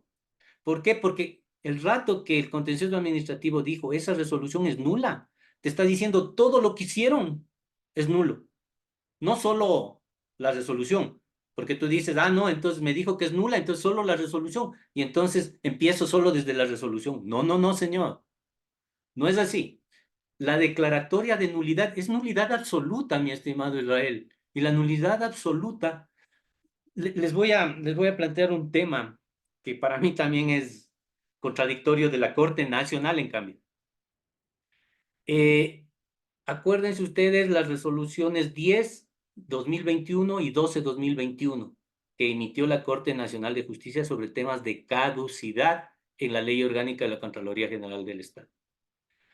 Yo soy de la tesis de que la caducidad es una nulidad absoluta y por ser nulidad absoluta, solo la ley la puede establecer. Entonces, en la ley de la Contraloría General del Estado, la única norma que hace alusión a caducidad es el artículo 71. No van a encontrar en ningún otro lado. Búsquenla. Pero ¿qué sucedía? Que los jueces contenciosos administrativos, creo que ya es algo generalizado, empezaban a decir todo incumplimiento de plazo es caducidad. Por ejemplo, el artículo 26 de la ley de la Contraloría dice que en el término de 180 días debe aprobarse el informe de examen especial, que es un acto de simple administración. Si no cumple los 180 días, caducidad. ¿Por qué caducidad? La ley nos dice que el efecto es la caducidad del incumplimiento de los 180 días. Y después la Corte se pasó algo al otro tema, el artículo 56. Entre la notificación al responsable y la resolución, 180 días. Si se incumplen los 180 días, caducidad.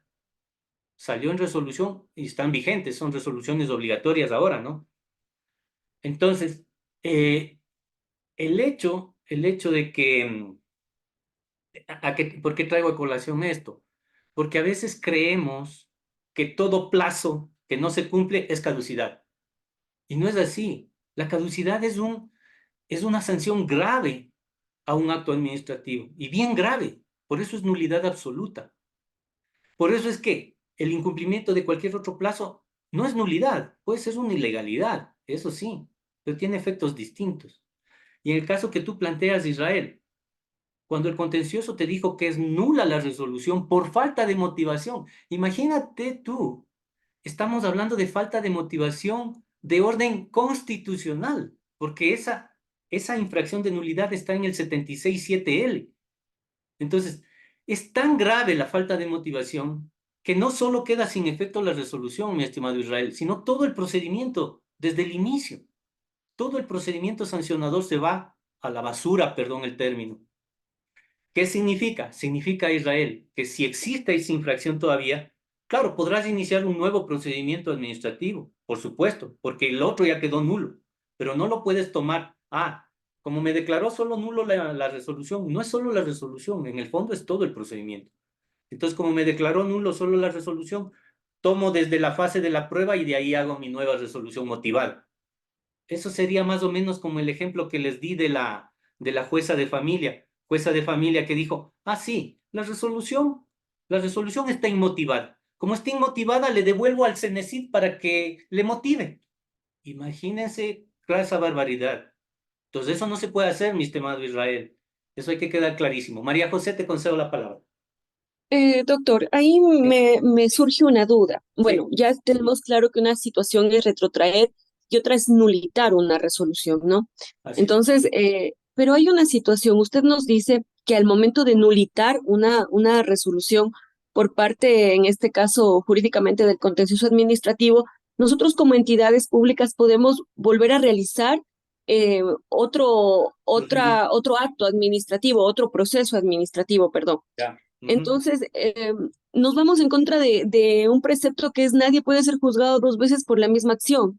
Correcto. Claro que también podemos tener en ese momento que ya pasaron, en este caso, por ejemplo, los 90 días, que dice la ley y ya existió caducidad, ¿verdad? Ujú. Ya, Claro. entonces ahí, ¿cómo actuaríamos? Porque ¿será factible poder volver a iniciar otra vez otro proceso administrativo por la misma situación cuando ya nos declararon nula una resolución? A ver, acordémonos que cuando yo inicio un procedimiento administrativo, sancionador concretamente, qué estoy siguiendo? Estoy siguiendo un,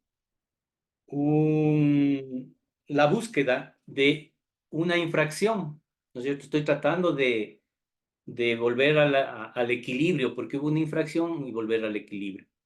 Cuando se da un procedimiento administrativo de este estilo y se declara nulo todo el procedimiento, por lo menos de manera total, a través de la caducidad sobre todo, ¿qué es lo que pasa?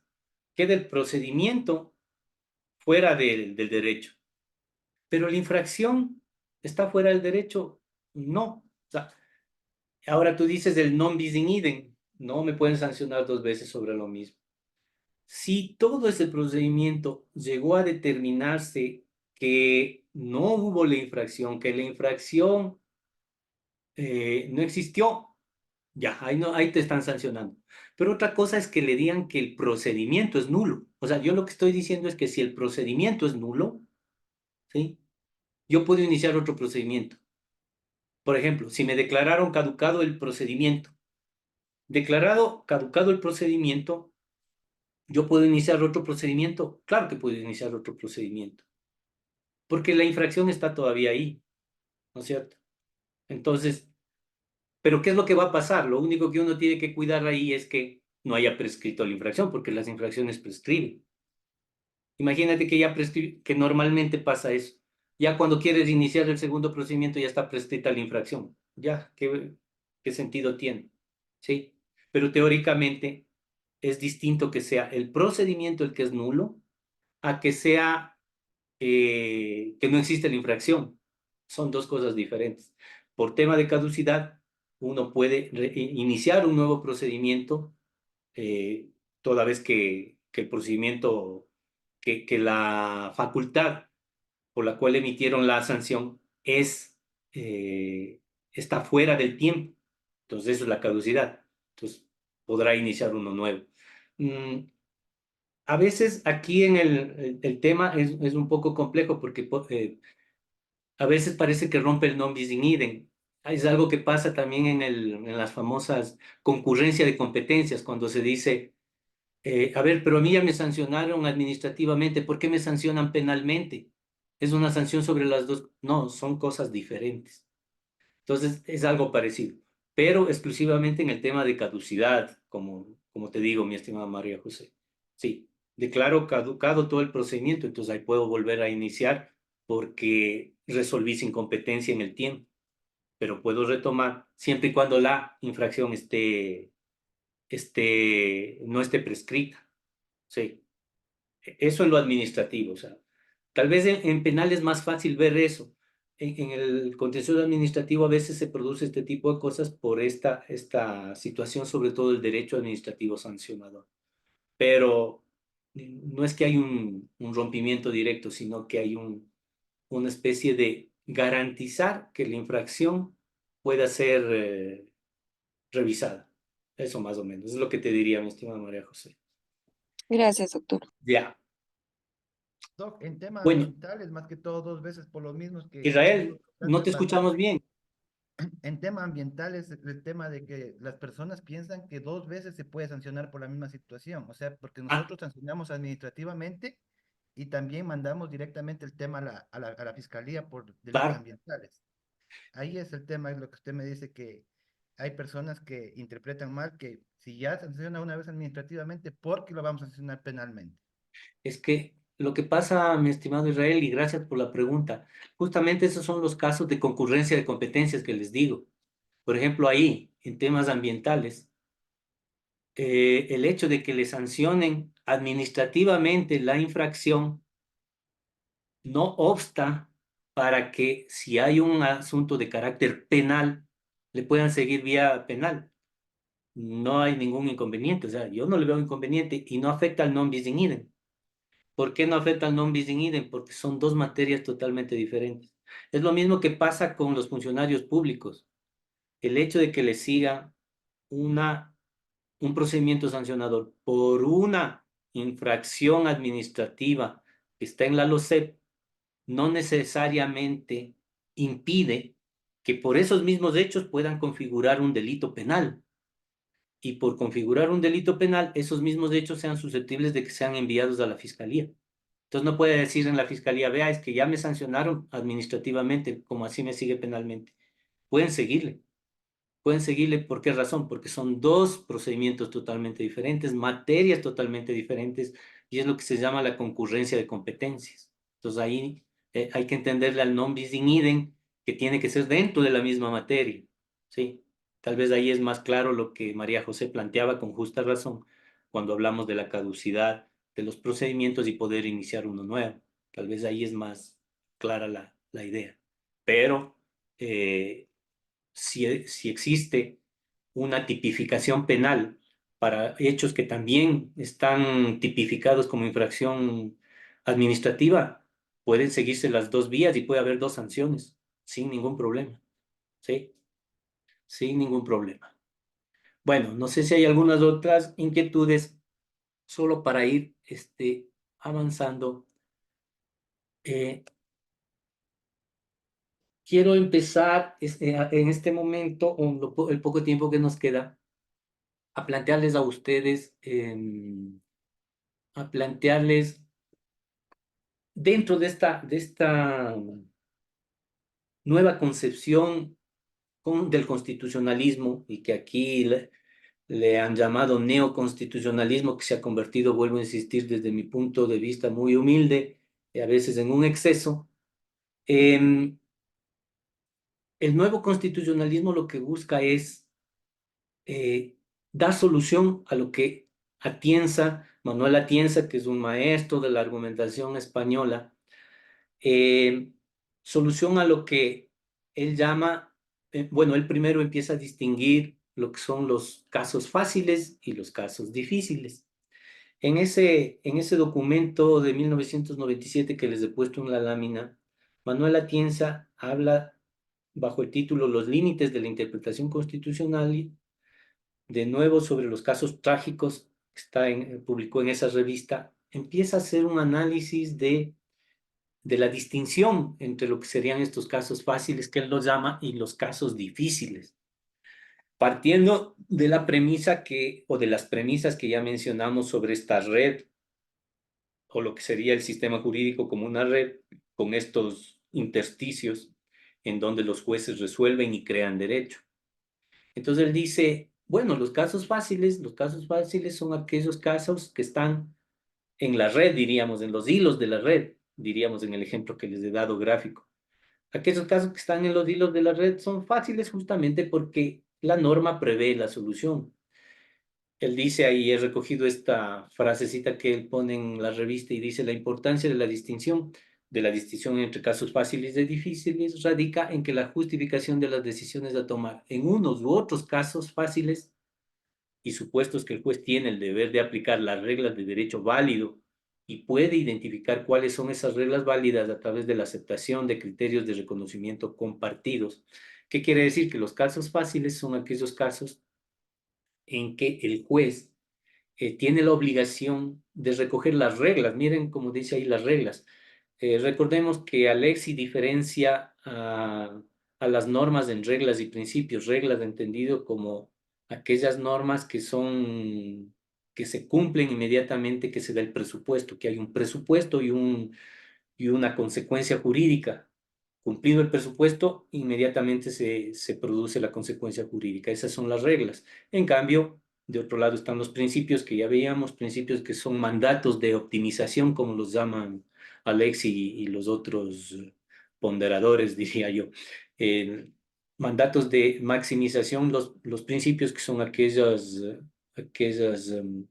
disposiciones que si bien es cierto, no dan una consecuencia jurídica, pero sí dan ciertos elementos valorativos al juez. Entonces él dice, en los casos fáciles, sí, el juez tiene que aplicar las reglas de derecho válido.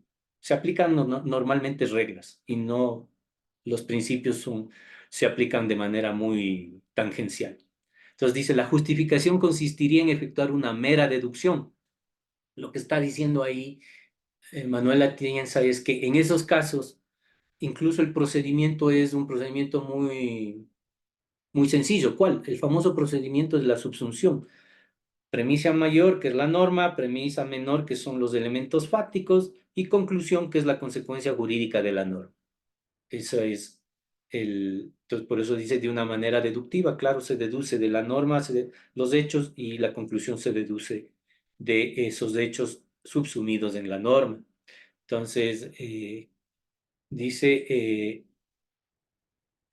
la justificación consistiría en efectuar una mera deducción, el consabido silogismo judicial, que es el silogismo lógico aristotélico que les decía, que se usa en la lógica formal, cuya conclusión en este, conviene insistir, no es una decisión. Por ejemplo, condeno S, X a la pena P, sino una norma. Debo condenar a X a la pena P. Entonces, la norma es obligatoria.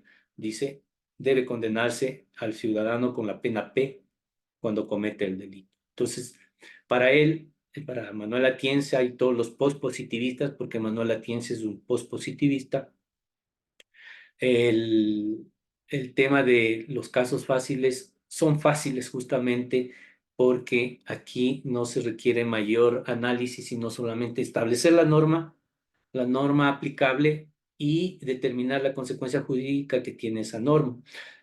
Acordémonos cuando les hacía el recuento histórico del positivismo, kelseniano, les decía que ahí se concebía que el juez no hacía un mayor ejercicio deliberativo, sino solamente un ejercicio mecánico, en donde encontraba la norma y la consecuencia jurídica que contenía. Por eso es que en aquellas épocas, y tal vez aquellos que ya tenemos una cierta edad, recordemos que anteriormente había la idea de que era mejor abogado aquel que conocía la mayor cantidad de leyes, y por eso es que teníamos que aprendernos de memoria las leyes. Aquel que sabía de memoria el mayor número de leyes es el que sabía la solución a los problemas. ¿Por qué? Porque había esta concepción. Hoy en día, siglo XXI, en primer lugar, tendríamos que decir que no hay persona que pueda tener en su mente la cantidad de leyes que tiene un sistema jurídico, más aún con la dinámica que hoy tenemos. Hoy hay normas a cada instante de todo tipo, incluso legales, normas legales. Entonces, tener en la mente eso una sola persona es prácticamente imposible. En segundo lugar, se decía, no hace mayor ejercicio el juez, sobre todo, para poder obtener su resolución, sino solo la subsunción, que no es mayor problema. Hoy en día decimos, el tema no es solo la subsunción. Tampoco quiere decir, ojo, mis estimados amigos, tampoco quiere decir que la subsunción debe desecharse. Subsunción y positivismo a la basura. No es así.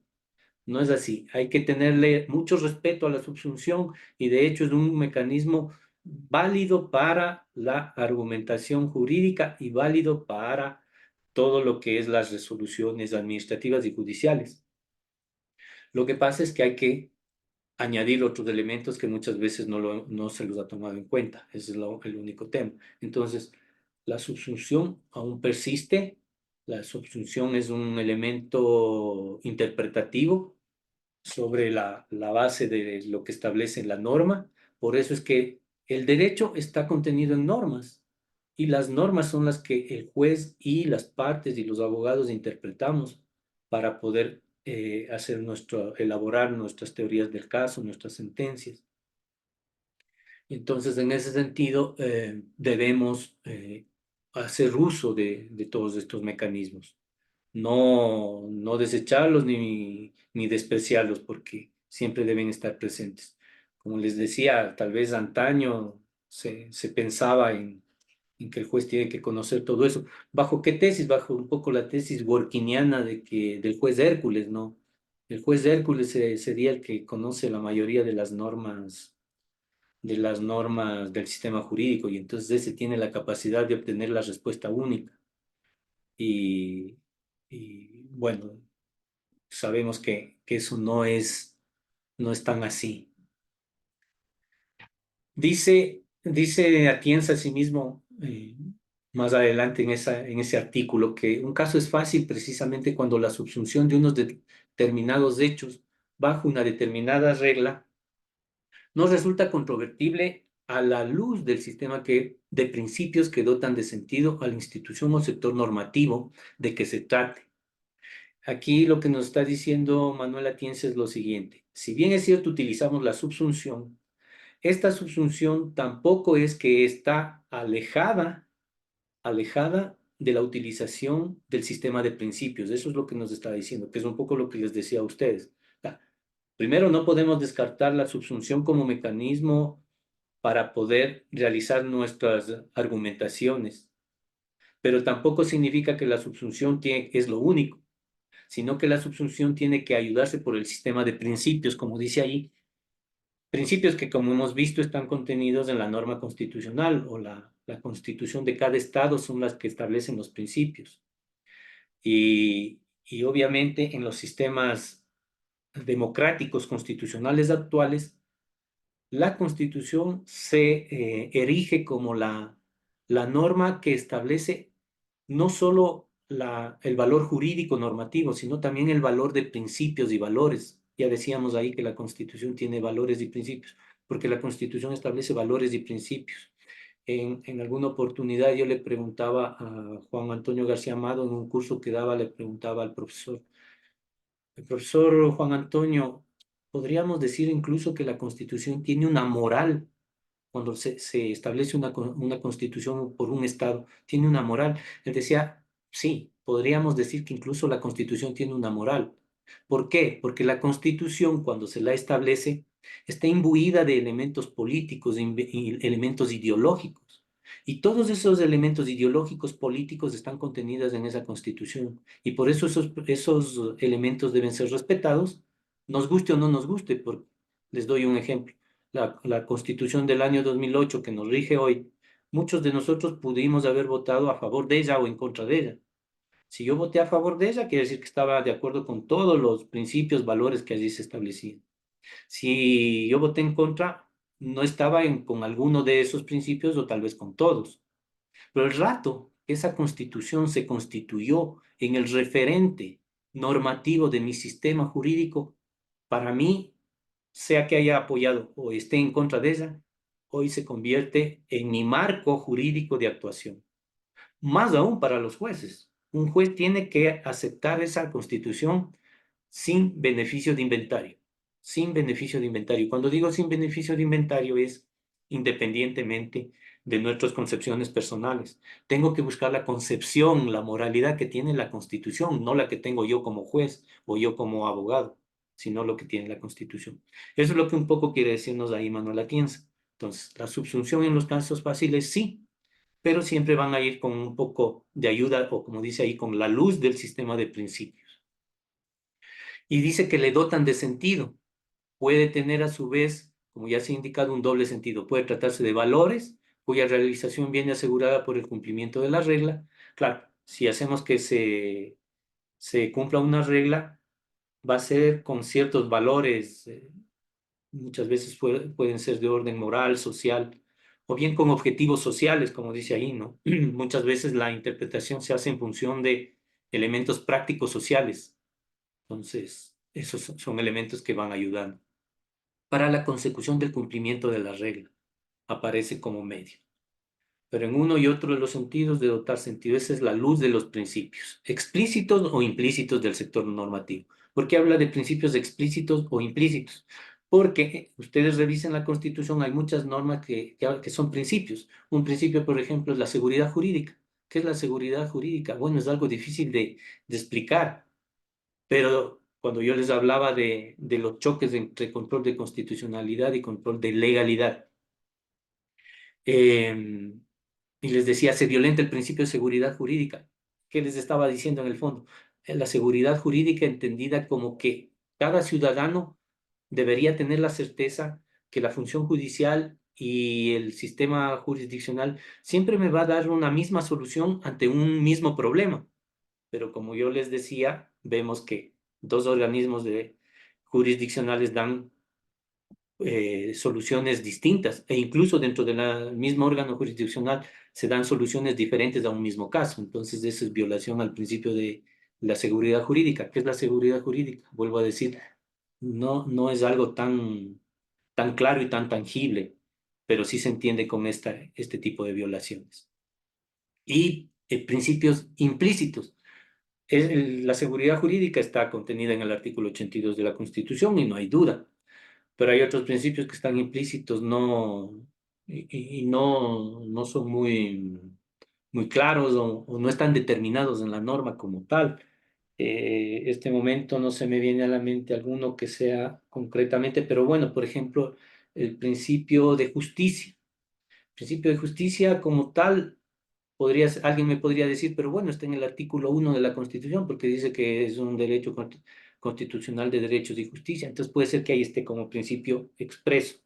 Sin embargo, el principio de justicia va más allá, entonces podríamos decir, no es un principio explícito, claramente determinado, pero podríamos encontrar algún otro principio como, por ejemplo, no se me viene a la mente, eh, pero por ejemplo puede ser principios de derecho administrativo como el que les he hablado de los ejemplos de la Corte Constitucional, el principio de, el principio de respeto a los principios de derecho administrativo y entre ellos el de que los actos de simple administración no son impugnables y no son actos administrativos. No está en la Constitución, pero se entiende que debo yo respetar los principios de derecho administrativo porque la misma Constitución dice que somos un Estado constitucional de derechos y justicia. Cuando dice derechos, dentro del derecho está el derecho administrativo, obviamente. Entonces, vean cómo a pesar de que no esté explícito, lo entendemos como que está implícito. Entonces, esos principios también hacen relación. Ahora, contrapongamos a lo que Atienza llama los casos difíciles.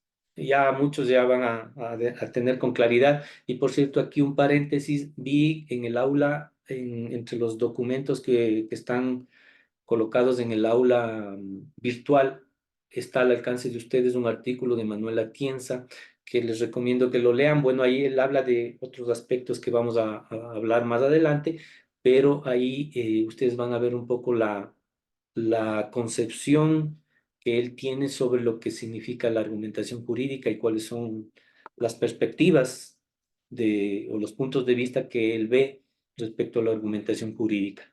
Y tiene que ver con este tema y esta distinción que él hace, ¿no?, de los casos difíciles y los fáciles. Y cuando habla de los casos difíciles, en cambio, Manuel Atienza hace alusión o dice que se caracterizan porque en eso se presentan problemas de identificación de la regla aplicable. Es un poco lo que les decía, volviendo al ejemplo gráfico de la red de pesca. La red, decíamos que los hilos de la red son las normas, las reglas aplicables, y dice, los casos difíciles se caracterizan porque se presentan problemas de identificación de la regla. Claro, porque tengo un problema jurídico que resolver y los hilos de la red no tienen la solución o no presentan la solución para este problema, ni tampoco la interpretación de esos hilos de la red, de esas normas, me da solución. Una vez que se han verificado los hechos que se ponen a resolución. Entonces, la subsunción tampoco me sirve como mecanismo para obtener la respuesta de los hechos que se están planteando. O cuando la solución dada, dice, por esta resulta incorrecta. Puede alguien encontrar, y Atienza pone énfasis en esto, dice, puede uno encontrar a veces una regla que se acopla al problema fáctico planteado, se acopla, pero nos da como consecuencia jurídica una respuesta injusta, nos da una respuesta absurda, incoherente con la realidad social, con la realidad del sistema jurídico. Entonces dice, si ese es el efecto, quiere decir que hay algún problema en esa norma y por lo tanto esa solución no es la correcta dentro del sistema jurídico que me establece la Constitución. Pero vean ustedes, esto es importante porque a veces podemos creer, como me da una respuesta incorrecta, entonces tengo que ir en contra de la norma. No está diciendo eso Atienza. Lo que Atienza dice es, cuando hay esa respuesta injusta, yo tengo que establecer por qué es injusta, por qué es incorrecta dentro del sistema jurídico. Y tengo que buscar los principios de otras normas. Ahí tal vez hay una interpretación sistemática, que es como se denomina eso, una interpretación sistemática de la norma, para darle una solución justa, una respuesta justa al caso planteado. Entonces, ese tipo de casos él los llama difíciles, porque obviamente ya la solución no se da con la simple subsunción, no se da con el simple encuentro de la norma para dar una solución al caso concreto. Estos dos casos son los que él plantea que se dan en la vida cotidiana y que hay que resolver según la argumentación, porque según Atienza dice que todo el derecho es una argumentación en definitiva. ¿Y por qué dice eso? Porque justamente hace alusión a lo que decíamos de la resolución de los problemas que están en los vacíos legales, o en las lagunas normativas o en estos intersticios de la red que muchas veces requieren no solo una norma, sino varias normas, no solo normas, sino principios. Entonces él dice, toda esta problemática, al ser solucionada, implica todo un ejercicio racional, lógico, sobre todo de los jueces, que son los que están llamados a resolver el problema. Y por lo tanto, las soluciones que dan tienen que estar dentro de este marco, de este sistema de derecho que les rige.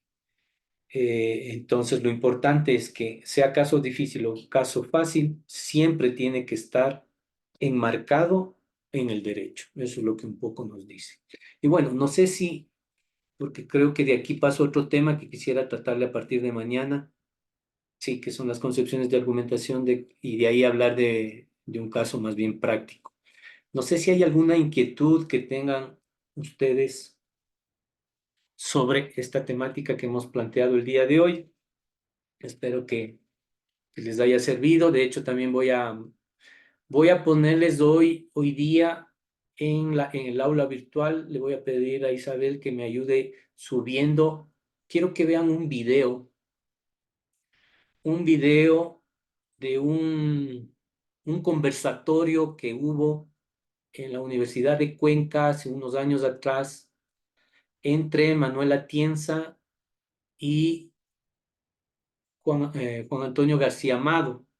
Estos dos maestros de la argumentación jurídica se ponen a hablar justamente de muchos de los temas que tienen que ver con lo que Juan Antonio García Amado llama el ius moralismo entendido como el hecho de que los jueces de una manera exacerbada empiezan a utilizar criterios morales propios para resolver casos de derecho, y esos casos de derecho al resolver se van en contra del sistema jurídico.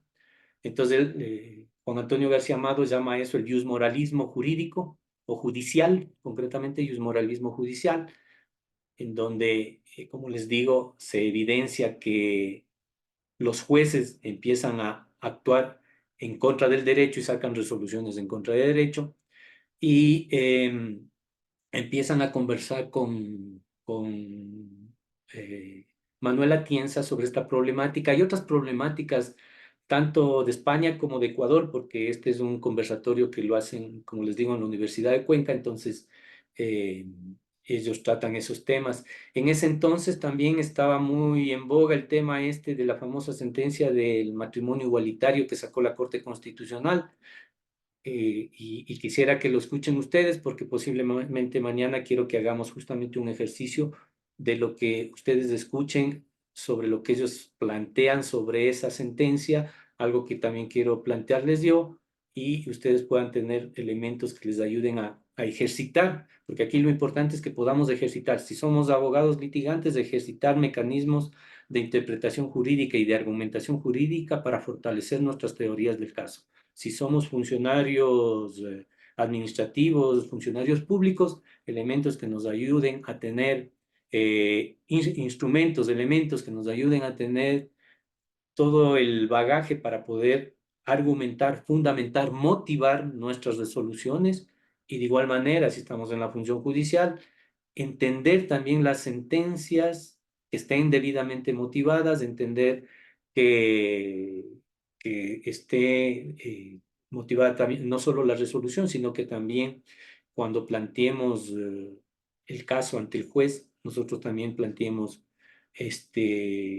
teorías del caso que estén con una motivación debidamente fundamentada. Y tal vez si mañana logramos, voy a tratar de hacerlo rápidamente, hacer el análisis rápido de la famosa sentencia del test de motivación de la Corte Constitucional. Con ello, bueno, creo que podemos dar por terminado esta sesión, salvo que haya alguna consulta o pregunta de los participantes.